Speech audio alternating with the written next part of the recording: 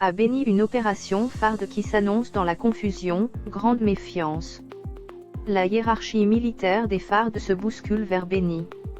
La traque des présumés ADF reçoit un nouveau commandement, toute la machine semble être en marche pour donner à la population meurtrie de Beni l'impression d'une victoire préalablement rassurée. Or, sur terrain, des forts signaux font comprendre que les assaillants divisés par seraient au courant de toute la planification de l'armée gouvernementale jusqu'au plus petit détail. Depuis 2 semaines, leurs mouvements en vue de dispositions de riposte se font observer dans cette région dont ils ont gagné la maîtrise plus que les troupes loyalistes.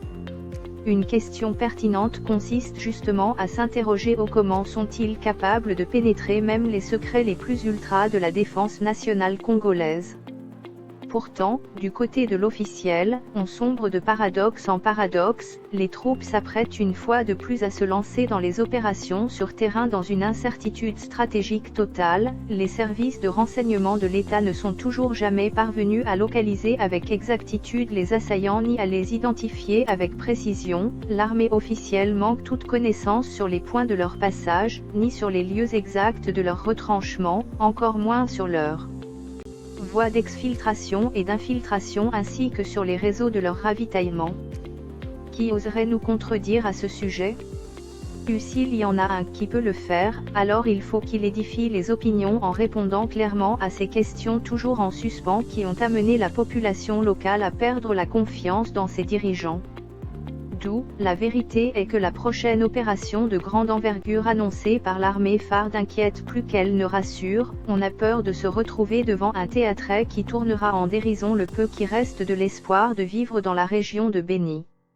Les militaires gouvernementaux sont sur terrain, ils ont accompagné les massacres en cours tout au long des 5 dernières années sans dire au peuple congolais en général, et celui de Beni en particulier, ni le vrai nom des assaillants, ni leur véritable origine, ni leurs objectifs réels, ni leur localisation exacte et pourtant, ces bouchers humains, estimés au départ par le gouvernement congolais lui-même comme une poignée de personnes, ont fini par étendre, sous le regard des troupes loyalistes, leurs actions sur toute la région qu'ils contrôlent du fond de la campagne jusqu'au cœur des villes, telles que celle de Beni.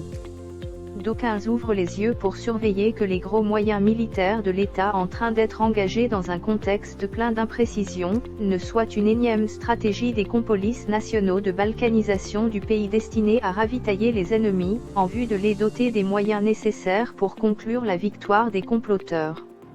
Le peuple congolais doit être vigile. L'atmosphère nuageuse n'a pas encore dégagé l'horizon de l'avenir non seulement de la région de l'Est, mais aussi de tout le pays.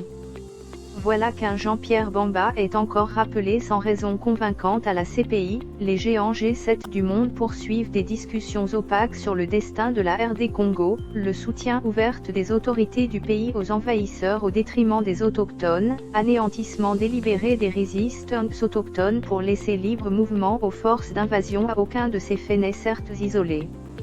Il s'y est de découvrir que tout évolue dans le sens d'anéantir le plus littéralement possible la capacité des Congolais en tant que nation, et laisser libre passage à la réalisation du plan de balkanisation qui n'a que déjà trop évolué. À bon entendeur salut. Talangai Kachelewa.